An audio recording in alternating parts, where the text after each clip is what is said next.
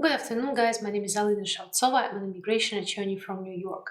In today's video, I will be discussing the most recent immigration news, specifically news regarding restarting of deportation to Russia, how and when a person can be physically deported out of the United States. Parole for entrepreneurs. Is it a good thing, a bad thing, and is it worth trying for you? And we're also going to touch on asylum. Is it possible to file for asylum for your relative who is overseas? Why? Because I get these questions all the time, and I would like for you guys rather to have some clarity with regard to asylum issue. Well, thank you very much for joining. If this is your first time, welcome. I'm a practicing attorney. I practice from New York, but I help people in all 50 states and overseas. If you need to reach me, please call my office 917-885-2261, and you can also reserve a private consultation with me just by going to our website, and there is a special link. We call it Calendly because this is the system we use to book appointments. You can click on it and voila, we're going to meet with you. Well, thank you very much for watching, and let's start.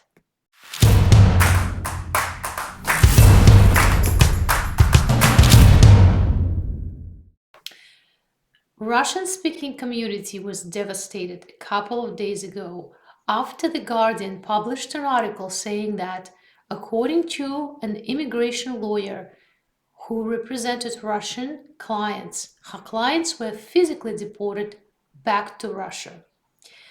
And some media outlets started saying, look, the United States is deporting Russians who are fleeing Russia seeking asylum in the United States. Well, but this is just not the case. And here I would like to explain to you how the process of physical deportation actually works. I believe this is the biggest fear for any immigrant to face that process. But to be fair, it's not really easy to face it. Well, I can almost guarantee you that in the case of the Russian individuals who were physically deported, what happened is that they were detained at the border, placed in a detention, provided credible fear interview, and they did not pass it.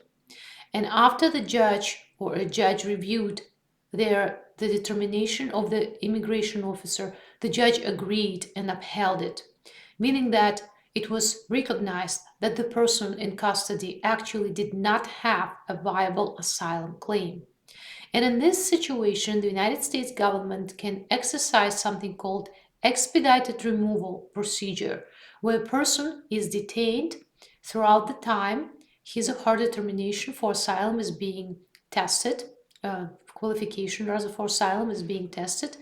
And if the person cannot show that they have a chance to win their asylum claim, they will be deported out of the United States. Sometimes also deportation happens after you lose your regular removal hearing and an order of removal is entered against you. But usually what happens is that the person who lost their removal hearing is going to go for appeal and then perhaps for petition for review. Appeal is filed with the Board of Immigration Appeals. Petition for review is filed with the federal court. It takes years to go through the steps. And usually you can live in a community without any restrictions while your case is being looked at by all these higher courts. And in the end, if the order of removal is upheld, you are considered to be firmly removed, but on paper.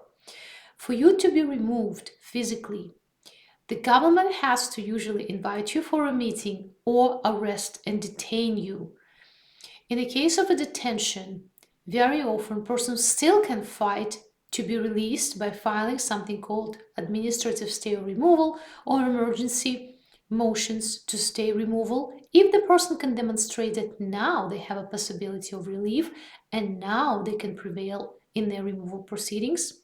But if everything fails, a person is going to be detained and at the expense of the government sent back to their home country.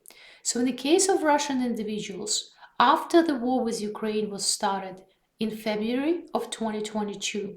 The United States just temporarily stopped the physical deportation of certain nationals, including people from Russia, Belarus, Hungary, Moldova, I believe Georgia, just people from the region affected by the war. And now, according to that one attorney who gave the interview to The Guardian, the government restarted that physical deportation. That's all that happened. It does not mean that a certain group of people was singled out by national ground and is being deported without a chance of asking for asylum. That's not at all what's going on. And it also means that the person had a chance and couldn't prevail on their claim. And sometimes it's very upsetting. The person really may have a viable claim, but they can just not articulate it and they don't have proper help. But in this case, it seems that a lawyer was working on the case. So maybe there was a particularly tough judge. Not every case can be won. And what happened was that the case was lost and the person was deported. So now you know that deportation does not happen just because it happens after you lost your case. Either you were detained at the border, you lost your case with a judge, or perhaps you are subject to mandatory detention because of a crime that was committed. By the way, sometimes you can come into the authorities' light after you travel overseas. Let's say you're a permanent resident and there is a conviction now in your record. You served time or you done with your conviction, your parole and probation, and you think you're safe. You leave the United States to visit your home country or just to visit another country for pleasure, tourism, medical reasons, it does not matter. But on your way back to the United States, the CBP stops you and places you in secondary inspection. And here, what's going on in this situation? Even a permanent resident may be regarded as a person seeking admission for legal purposes, admission to the United States if they committed a crime while they were in the United States and left the United States, or if they committed a crime overseas and coming to the United States. And in this situation, for the CBP, it does not matter that you're a green card holder. They have a right to review your eligibility for status during the secondary inspection, and very often people will be detained after the secondary inspection, placed in removal proceedings, and if they are also charged with crime related to, or convicted rather, crime related to controlled substance or something that is also regarded an aggravated felony, they may be detained, and that's where they will be removed at the expense of the government. Again, the person will not be able to get out of the detention. So deportation can happen. Physical deportation, relatively rare compared to the tens of millions of people living in the United States undocumented. But of course, you always have to be mindful of that. And of course, you always have to see if you can qualify for any particular relief. Make sure not to deal with this issue at all. Many of you, perhaps at least some, heard the news that USCIS published guidelines about the parole for entrepreneurs. Many of you have businesses in the United States, yet you guys do not have status. And of course, this particular news probably was of interest to you. But what is parole for entrepreneurs? What is it going to give you and how to qualify for it? Well, I'm going to tell you in a nutshell that the United States government surely does not make it easy to qualify for this parole. Parole for Entrepreneurs was a program that first was announced by the Obama administration and later was kind of stopped by the Trump administration. And the Biden administration is trying to revive it, but it's not super popular for a good reason. So why this parole program is not super popular? Well, for starters, it's not going to give you a green card. It's only going to give you authorization to stay and work in the United States.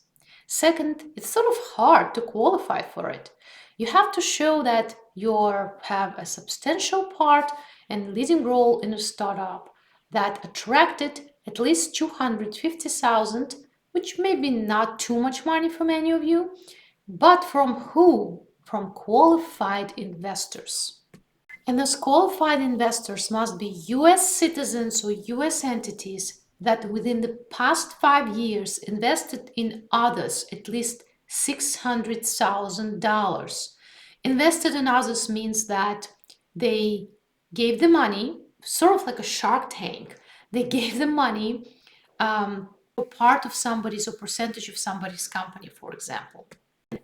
After they gave the money, at least 2 such organizations created at least 5 qualified jobs or generated at least 500,000 in revenue with average analyzed revenue growth of at least 20%.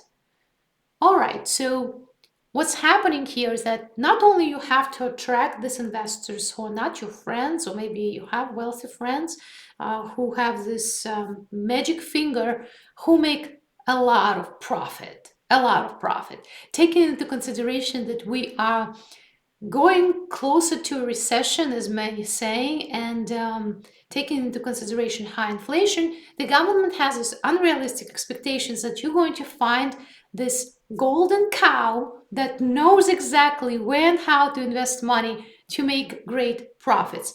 So for that reason, this parole program is not super popular, and I do not blame anybody because it's almost impossible to meet such great investors. It's almost impossible to comply with all the paperwork. And what are you going to get in return? Not even a green card. But if you would like to try, you go ahead and look at the form I-941 and instructions to the form. This is going to be your starting point. You can find this form on USCIS website, and you tell me if this is something that you feel you are interested.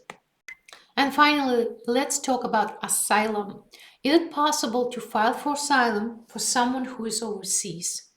Let's say you have a sibling, you have a good friend, you feel that they definitely would qualify for asylum, something bad happened to them in their home country. But the answer is no, guys. It's not possible to file for asylum for a person who is not in the United States. Asylum can be filed for only if you're requesting it at the entry to the United States, point of entry, CBP-1 app, for example. You can be used to enter the United States and seek asylum, or if you are already in the United States. Some people will be requesting asylum at the airport, again, point of entry. Some people at the border crossing. Some people will be doing it while they're in the United States. But even if you feel terrible for somebody, it's not possible to file for asylum for them when they're overseas. The usual advice would be for that person to go to the nearest United Nations High Commissioner on Refugees Office or Resettlement Program and register with this resettlement program, go through extensive vettings, and maybe then this person, if chosen, will be able to resettle in the United States. That, unfortunately, how it works. Well, now hopefully this particular question is answered for you if this is something that was bothering you, and you will know that the person will not be able to be filed for asylum while they're overseas. Thank you very much for watching. I hope you find this video helpful. If so, please like and share it, and I hope to see you soon.